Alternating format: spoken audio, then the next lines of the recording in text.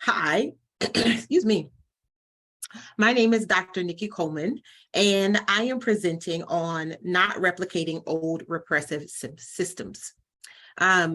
Just as a forewarning, I am just getting over a bad case of the flu, so I apologize if I have to stop and have some water or mute myself because I'm coughing. But I'm excited to be here, and this is a new way of presenting for me. So bear with me as I sort of also get a little bit more acclimated to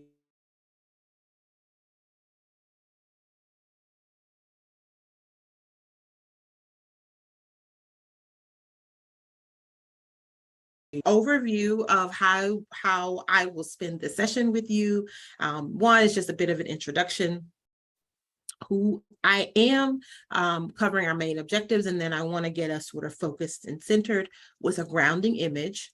And then we'll get into the meat of the presentation, talking about what are oppressive systems and what is a liberatory practice.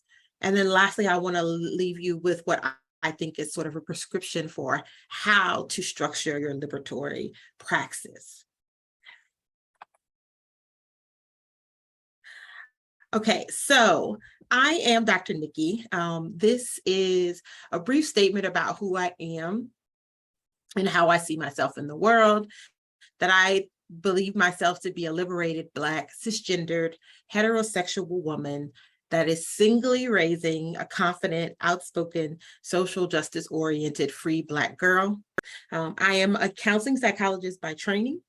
And a bit more about that, I was an academic, so I was a tenured professor at the University of Houston for the longest portion of my career. And before that, I was at the University at Albany. And very early on in my career, I was at the University of Maryland, College Park. And I am a licensed psychologist. I'm also PsyPack credentialed, which means that I have the ability to see folks in therapy through virtual sessions, telehealth sessions in 33 other states. But I live here in Houston, Texas. I'm a Southerner by birth. I'm originally from Baton Rouge, Louisiana, but I have called Houston home since 2005. I consider myself to be an activist, a healer, and most importantly, I am a significant link in a long line of beautiful, brilliant, formidable Black women. And my work at its core is about liberation for Black folks, but especially for my daughter. So a lot of my work is always thinking about, in my role as a therapist, as a psychologist, as an activist, as her mother, what are all the ways that I can create a context for her feeling as free and grounded and assured in who she is, without having to unlearn as much as the negative systems and structures that we live in try to impart to her. And then if she were to live the freest life possible, what might the evolution of her life look like as an adult, and how might she be in the world differently? And that really is a guiding force for a lot of my work, and also a lot about what I'll talk about with you today as well. I should also mention that in my practice as a therapist, I work exclusively with Black folks, predominantly with Black women. And I work with issues around racial stress, racial trauma, as well as relational and sexual wellness, and really helping folks get more in alignment with how they see themselves as their whole being lived out loud in their worlds. So that's a little bit about me. So let's share a little bit about my main objectives with you for this session. So one, we're going to talk about oppressive systems. I keep wanting to say symptoms. I don't know why. Probably the psychologist in me and just coming off of the flu. So my apologies. But oppressive systems. One, we want to talk about how these systems function. So we use words like oppression and liberation and liberatory practice a lot. Obviously, the work that you all do involves these concepts. I want to talk to you specifically about how I think about them and frame them, what I think is particularly harmful about them. And then in terms of liberatory practice, I want to talk about how do you work within systems, but also knowing when to leave systems as well, I think, is an equally important piece of information. And then lastly, what I would hope to leave you with is a prescription for how to engage in liberatory praxis throughout your life. So first, what I'd like for you to do is take a moment to ground and center yourself by focusing on this image. And what I mean by that is, if you could take a second to, in your chair or wherever you are seated, wherever you are experiencing this session, make sure that you take some time to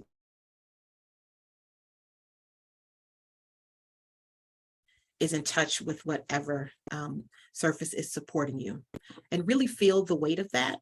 Allow your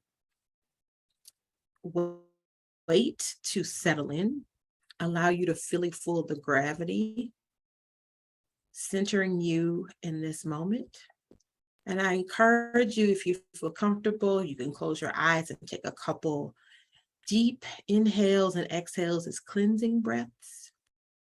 You just want to sort of break up the routine and the pace that you have been in and get settled in for this particular session. And as you're getting grounded and getting really present in this moment, take a second to look at this image. And what I would like for you to do is to allow whatever impressions, whatever ideas, thoughts, no matter how illogical they may seem, that come to mind for you when you see this image. Just let them flow through your brain. Let it be a stream of consciousness.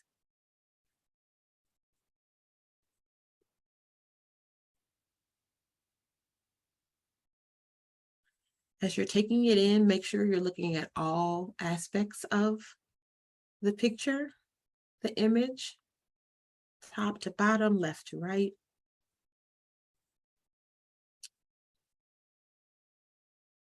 See how much detail you can see.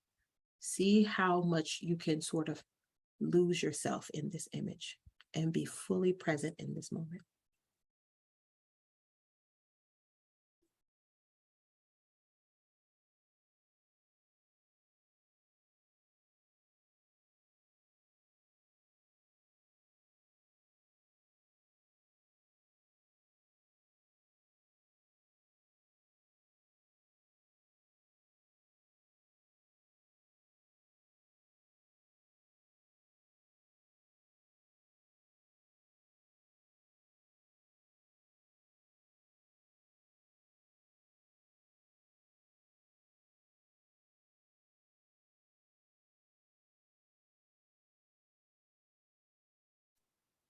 Before we move on from here, what I'd like for you to do is, with whatever note-taking tools you have there, pen and paper, or even on your tablet or phone, just make a note of what that experience is like for you. Whatever words come to mind to describe how you felt, what you noticed, if your attention to certain things in the photo expanded or contracted over time. Did you notice things later on that you didn't see at first? Make note of how you felt in your body. If you can make note about how you feel now as compared to maybe when we first started. So I'll give you just a few minutes to do that, or a minute, I should say, to do that.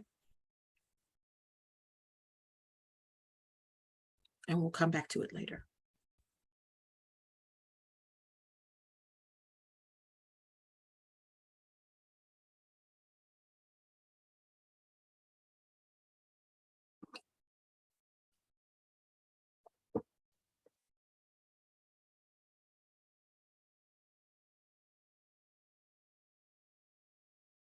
All right. So let's get into the sort of meat and bones of the presentation. And let's talk about oppressive systems.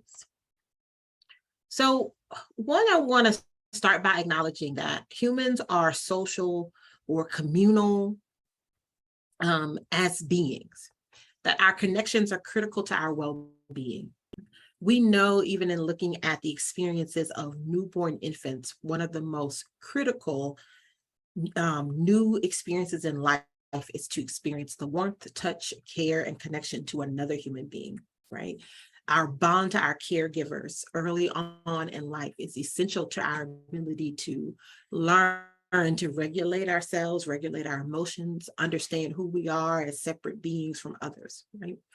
We are born into systems, also known as families, and our families are typically embedded in communities, right?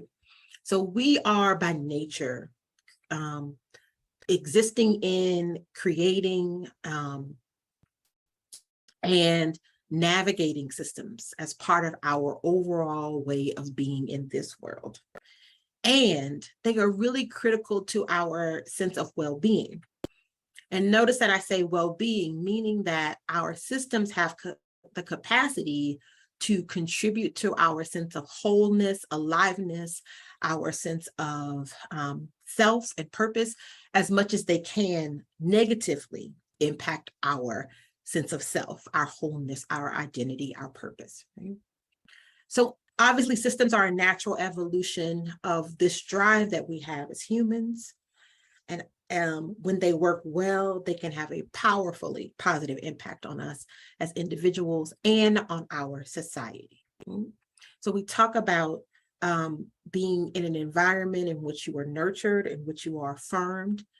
Part of why the saying, it takes a village to raise a child, is so critical is because we recognize that our ability to be able to see ourselves occurs through our relationships with others and our ability to be able to navigate different personalities, different viewpoints, different ways of being in the world, all contributes to our ability to be our most full and evolved selves. It helps us extend our thinking about things, extend our creativity, right? And so these systems that we live in, that we create, that sustain us, are part and parcel to how we are able to be whole and healthy. But unfortunately, systems don't live in vacuums, right? So as I have said, individuals make up systems and systems influence individuals. So I always like to think about it as this reflexive relationship, right? It's a both and, that both pieces influence themselves. And obviously, when we start talking about oppressive systems, we want to acknowledge that existing cultural beliefs, power structures, polities, and economic structures deeply influence systems, right? So all of us are born into systems that already exist. So that means not only are we born into families where there are dynamics that already exist, roles and expectations for what's acceptable or not acceptable, based on how you are perceived in that family or who you are, all start to influence who we are from an early age. And we can just expand that concept from the micro level all the way out to the macro level, right? And we want to acknowledge then that oppressive systems, therefore, are any that uphold existing power dynamics that support or collude with the oppressive systems that uphold existing power dynamics that support or collude with the replicable advantage of one group while simultaneously disadvantaging another group. And that part is really clear. So it's not just that oppressive systems give one group leverage over another, but that it's that the systems in place also serve to disadvantage and sort of keep down individuals that are not excuse me, the group that is in power. So again, we see this both and that's happening. So we want to talk a little bit more about what that looks like, right? So when I talk about cultural beliefs, power structures, polities, and economic structures, we know that in this particular iteration of the United States that we exist in a structure in which race is a critical element. And we know that the white racial group and those associated with the white racial group have been given greater social power, that have access to politics, to policies, economic structures, et cetera, that facilitate their advantage over folks that are not associated or identified with the white race. And in particular, we want to talk about the history of anti-Blackness in this country, with around the history with which enslaved Africans were brought to this country, right? So that's a very clear and easy way that we probably all understand when what I mean when I say existing cultural beliefs. This cultural belief of anti-Blackness, right? That Blackness is inferior and that whiteness is superior. And then the power structures, excuse me, political systems and economic structures that support that system is a perfect example of what we mean by an oppressive system. I'd like to think about some defining features of oppression and how it can manifest.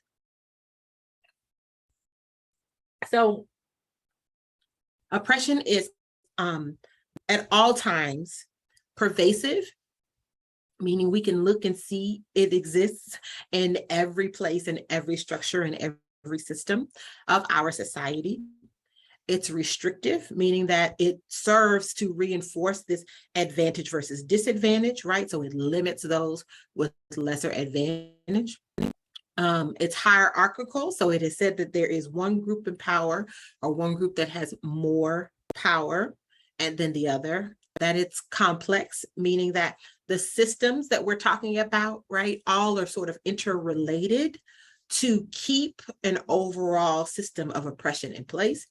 And so you can't just fix one without addressing how it's connected to others. And then most importantly, and I think we should really be having more and more conversations, especially if we're talking about a liberatory practice around this last piece, and that's internalized, meaning we all are born into these systems. And even when we develop a liberatory consciousness, even when we have a sense of awareness about our worthiness, our wholeness, our right to be sovereign individuals, based on groups that we belong to, even when we hold those things to be true, we all are still socialized and conditioned in an oppressive system that teaches us negative messages about ourselves, that restricts us and how we can move in the world, that begins to have an influence in limiting who it is that we believe that we can be and what it is we believe we have access to. So oppression is also internalized. And then ways that I believe we can sort of look across time and system to see how oppression sort of shows up. These are sort of what I call our indicators or manifestations, is that oppression can look like exploitation, right? So one group's labor or emotional labor or intellectual property being exploited for the benefit of the group that's in power. A sense of disempowerment or creating structures that disempower one group, so the disadvantaged group is not able to have access to moving through the world with the same ease, have access to the same resources, ability to be able to define themselves on their own terms and then act on that in building the life that they would want. So it can show up as disempowerment, marginalization, right? So being able to relegate individuals that are not in power as to the margins, as being sort of aberrant or being outside of the norm or being atypical in some way, and being minimized, right? If you are a child of the 70s or 80s, you grew up hearing Black folks or other folks of color being referred to as minorities. So that is a way that marginalization functions, right? And we want to recognize that folks of color are the global majority. But it's those sort of ways that oppression functions to help keep a framework of folks with lesser power in that mindset that there is fewer, right? Fewer in number, there's not critical mass, therefore there's not as much sense of power. And then cultural imperialism, this is one of my favorite because it is one of the most pervasive ways that I think oppression shows up in our current manifestations. And this is this idea that the group in power gets to decide what is reality. The group in power decides what is normal, what is acceptable, what is appropriate, what is real, what is valid, what is valuable, and that anything not associated with that is seen as lesser than, as negative, as invaluable, as disposable, as maybe even it being sometimes even not human, right? So we talk about cultural associations with groups of power, so whiteness, or we could even talk about cultural associations with gender or sex, with religious hegemony. So we could talk about these ideas that the group that's in power gets to decide what is real, valid, and true. And therefore, the group that is not in power spends their time making sure that their reality that is real and valid and true for them is reinforced amongst themselves, and oftentimes can feel like there's a sense of gaslighting that can happen, right? And then lastly is violence. And we know that violence has been used as a tool for oppression across the span of time in so many ways, from the individual interpersonal violence to mass macro violence in terms of war on entire communities, countries, and people. So when we talk about the oppression, these are the features that I'm thinking of in the ways that I am describing it. So then lastly, what I would say is oppressive systems are systems through our oppressive systems through our institutions, so structures, laws, policies, procedures upheld by individuals. Remember, because we talked before about systems being made up of individuals and then systems influencing individuals. And individuals uphold these oppressive systems through processes, biases, stereotypes of discriminatory behavior, and all of that is rooted in social cultural norms, right? So these existing norms that uphold beliefs that one group deserves or is worthy of advantage over another group, and then individuals reinforce these ideas and they are codified in our institutions. And the other piece that I think is important to know is that our oppressive systems can function intentionally and unintentionally, right? Many of the systems that we have in place have been in existence for so long that there are ways in which the ideas, right, the exploitation, marginalization, cultural imperialism, those indicators get played out without even having to put formal structures in place to intentionally oppress groups of people. That oppressive systems can be visible, but sometimes they can be invisible as well. And then the last piece that I have talked about a second ago is they can be reinforced vertically and horizontally, meaning it's very typically easy for us to see when the group is in power, is it oppressing the group without power or with lesser power, right? So this vertical, top down. But the horizontal piece is referencing also the fact that we as individuals internalize these systems.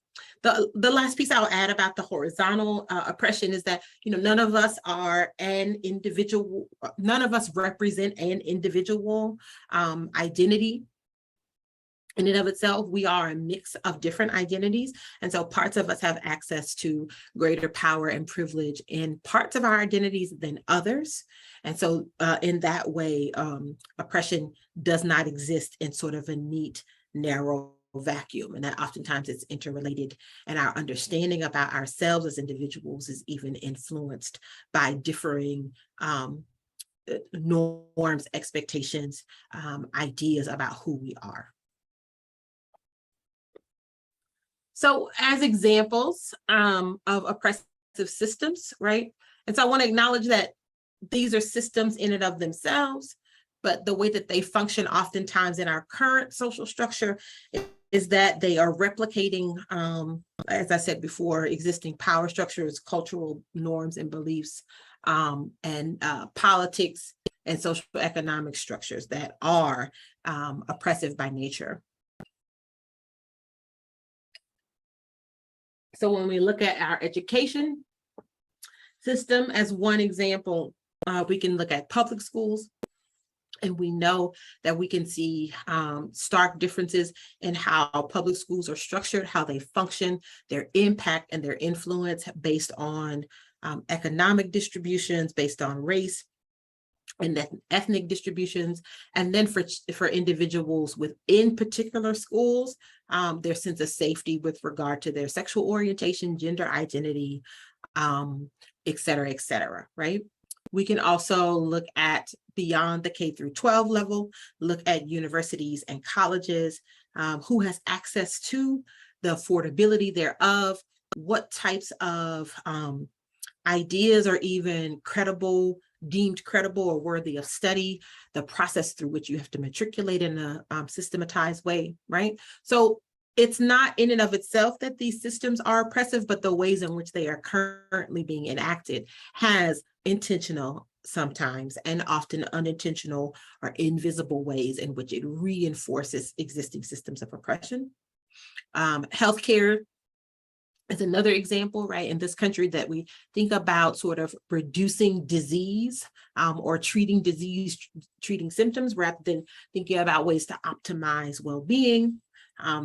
Access to healthcare, generally speaking, how hospitals and clinics are structured, training that different medical doctors receive about different folks from various cultural groups, et cetera, et cetera. We can obviously look at our carceral systems. So prisons, jails, probation, parole, foster care, immigration policies, et cetera, right? That oftentimes we, in this current manifestation of our social structure, we use really restrictive and punitive ways in thinking about how to house physically, how to deal with people that have transgressed in society, how to deal with people that are particularly marginalized or outliers, folks that don't sit inside systems neatly. We tend to lean towards carceral systems rather than thinking about ways to treat, engage, care, support the entire human being. And then obviously our policing and legal systems as well work hand in hand with our carceral systems. I know for a fact that there are way more examples that I could provide here, but I wanted to sort of highlight some of the bigger ones that I think have historically and I think are most structurally embedded in our society that create systems that are oppressive over and over again, and that cause what I believe to be the most harm in folks' lives. Now, we talked a second ago about horizontal oppression, and one of the things that we want to consider as we move forward to this next section to talk about liberatory practice is how the individuals like us who reside, live in, work in, operate these systems, how are we impacted and how do we influence the systems ourselves? So oppressive systems are not safe and are rarely comfortable spaces for folks who are committed to liberation work, right? Because by and large, liberation includes any and all ways of thinking and behaviors that seek to subvert the status quo and create alternative ways of being that are affirming and healthy for all members of a society, right? So liberation work means that we are trying to expand beyond, break free, dismantle, create new, at the very minimum, significantly change and alter the systems that are currently not functioning well for everybody, right? And so by virtue of being a person committed to liberatory practice or liberation work, being in systems that are oppressive are typically not safe for us to espouse the way that we think and see in the world, and that more often than not are not always comfortable spaces for us to be in.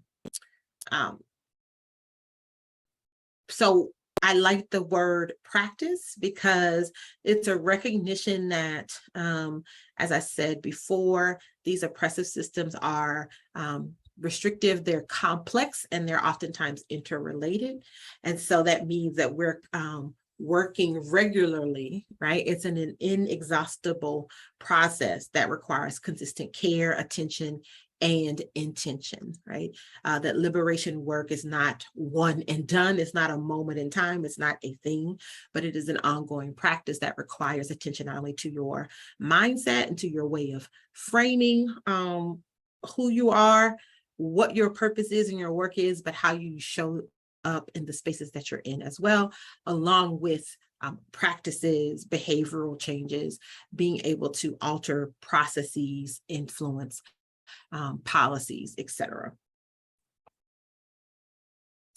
So I was thinking about the systems that I have worked in, right? So I have worked in academia, as I mentioned before, and while the enterprise of education on the collegiate level or in higher ed is really aimed towards the study of ideas and the evolution of science and scholarship, the system itself is still one that replicates hierarchical social structures and that replicate power imbalances as well. And so as a person engaged in liberatory practice, I am quite familiar about what it's like to live in the system that doesn't support the work that you want to do. And I've also worked in the corporate healthcare setting as well. And even as a psychologist, while my work is focused around liberation, racial liberation, and particularly the health and well-being for Black women, the field of psychology as a science has also been an agent of oppression, right? So I was thinking about all the ways that I have engaged with systems and things that have served me, things that have not served me. And I wanted to share those in these ways. And I think these are some fundamental things that we need to keep in mind, regardless of whatever sector, excuse me, whatever sector, whatever part of the social structure that we're in, that is necessary for us to fully engage in a liberatory practice that I believe is sustainable. So one is to learn the system. So learn about the system that you're in and know the history, right? That oftentimes things are done the way they are because they are being done the way they always have been, or that they are functioning to serve a particular purpose that was established a long time ago. So knowing the history and learning the system is a fundamental component to being able to subvert the system. And then it's also really critical to helping you create your own pathways and processes, right? So again, as individuals make up systems, that mean individuals actually have a lot of power within systems, because we can often be in roles as gatekeepers. We can influence how things are done, when they're done. And so knowing the system allows you to create your own pathways and processes, right? I like to think about this as being in it, but not of it, right? So I am embedded in, I work within, but it doesn't mean that I am influenced or led by the broader system at play. Getting really clear about what your purpose or mission is. And it may not be in alignment with the broader purpose and mission of the system that you're operating in, right? It may be, but it may not be. And making sure that you stay clear about what is your purpose and mission, how is that related to the role that you're playing, the status that you hold in that particular system, and whether there is congruence or incongruence between that and what the system requires of you, of the role that you play in the system and the system's overall purpose and mission. To find your people. I cannot stress this one enough. I think that's part of what this overall conference is about, is being able to connect with people who are doing the work that you're doing. And this is important to do within and across systems that you're in, and then also between systems, right? So we're going to think about this on multiple layers, but finding your people, because they facilitate your sense of support. They create your capacity for coalition building, because again, this work is inexhaustible, it's ongoing. The systems that we are trying to re-envision or reimagine or recreate are complex and hierarchical and engaged with a lot of other systems, right? And so we can't do the work in isolation. We can only do it among coalitions. So finding your people is really critical. Having safe spaces is still really important. Especially we're talking about this concept of internalized oppression or horizontal oppression, being able to be among people who hold the same identities and hold the same worldviews, but being able to be called in about your limitations, about your internalized negative beliefs, about your internalized stereotypes or even harmful behavior is critically important. Being able just to be among people who share your same intentions and worldviews is also critically important as well. So finding your people. And then accountability, I think this one is really, really important. Being around folks doing organizing and activist work, one of the things that I have noticed over the years is oftentimes a lack of processes for accountability for behavior within those systems or organizations, right? So in our process of doing liberatory practice, of recreating, re-envisioning, reimagining, building new systems, we don't need to bring harmful behaviors, ways of being into that as well, right? And part of how we shift that and create new is that we develop ways of holding ourselves accountable, and that we make sure that we remain accountable to others as well. And then harm reduction, right? All of us, again, have some work that we need to do, right? We have been harmed by systems ourselves. We may harbor internalized oppression by virtue of the systems that we're embedded in ourselves. And if we don't do our healing work, we can continue to sort of create harm in spaces that is unintentional, but also can be completely sort of toxic and deleterious to the overall work of liberation. So making sure not only in your process of being accountable, that there's also behavioral change that reduces harm. Again, doing your healing work, and that might look like therapy. Obviously, that might look like coaching, that might look like a spiritual work, it might look like a mix of all of those things, right? That we want to recognize that healing happens in a complex and myriad ways. No one particular way is the right way, but that it requires ongoing attention to. Rest and recovery, again, this is inexhaustible work. And so we need time to be able to rest and recover. And then make sure there is time for joy and pleasure and movement. So all of these things are all critical practices for our sustainability, for our overall approach to liberation. And then the other piece that I would like to say is that you also need to know when to leave. That even if you're doing or have done really great work, sometimes systems can be so harmful, they have been so toxic that they're no longer sustainable for us as an individual.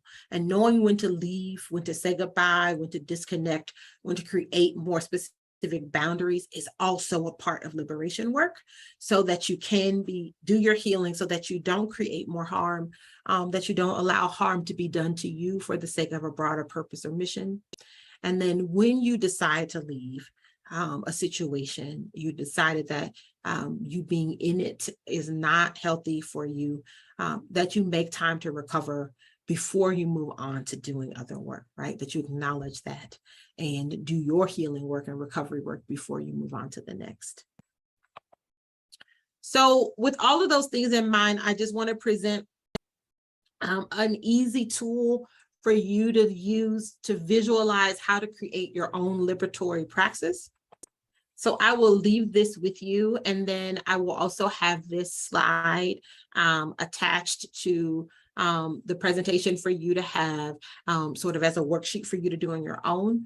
And I created this pyramid for visual as well as symbolic representation, because I think these are the fundamental components that you need to have in your toolkit to engage in ongoing long-term liberatory work. And first, foundationally, is doing soul care, right? That you have a spiritual groundedness, that there's a sense of purpose and mission bigger than you in this moment in time and your own specific goals and needs that is being served in the liberation work that you're doing, and that you continue to attend to that, that you continue to take time out to review that, to make sure you're still on path, that you use that as a guiding framework and guiding light for you.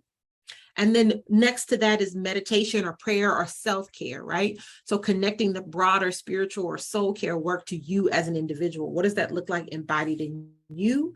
And how do you connect with that part of yourself in your process of being whole and living a full and embodied life?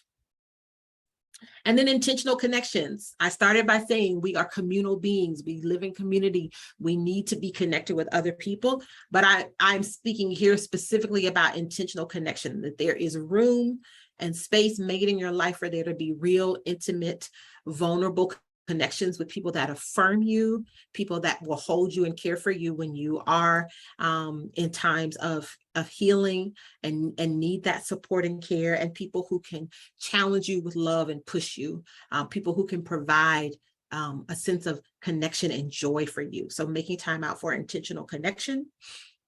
Having a sense of self-compassion. The thing about liberation work is that it is always ongoing. There's always more to be done. And there's typically always someone looking at you to do more. And being able to have a sense of self-compassion to honestly assess that you are operating at your fullest capacity, and to give yourself credit for your own efforts and work, and allow yourself a realistic assessment about when you need rest and joy is so critically important. And then we have the top part of the pyramid, which is radical rest. And I use the term radical. I don't use it lightly, right? Because anytime we take rest out, it is a radical decision, particularly as folks that have been, excuse me, as folks who've had our labor marginalized and exploited, who have had little time for rest in this current social structure. So taking rest for yourself and making time for joy is so important. And then lastly, movement, right? We want to make sure that we take care of our physical bodies as well as our spiritual and mental self. I think if you are able to hit care and with intentionality in a way that feels authentic and loving and affirming to you on each of these levels, then that is the best that we could ask for anyone to engage in a long-term liberatory praxis. I want to thank you for taking your time to be with me. One of the things I will ask you to do now as I'm wrapping up is to go back to your notes about your grounding image and check in with yourself. What I would like for you to do is think about how that grounding image can fit in with your liberatory practice. What did you see in that image that came up for you authentically? What are the adjectives that you would use to describe? Did you pay attention more to the roots or to the leaves? Did you see the sun shining through? Did you notice the blue cloud? Did you look at the firm earth? Take note of all that was symbolized in the grounding image and think about how you can connect that quite literally with your liberatory practice as a way that feels really authentic and affirming for you as you continue to go forward. Again, my name has been Dr. Nikki Coleman. These are all the ways that you can get in touch with me. You can email me at nikki@drnikkiknows.com. There's my website there. And then you can find me on Facebook, Twitter, or Instagram at Dr. Nikki Knows. I appreciate you for allowing me to spend this time with you. And I hope you're able to take something valuable away from it.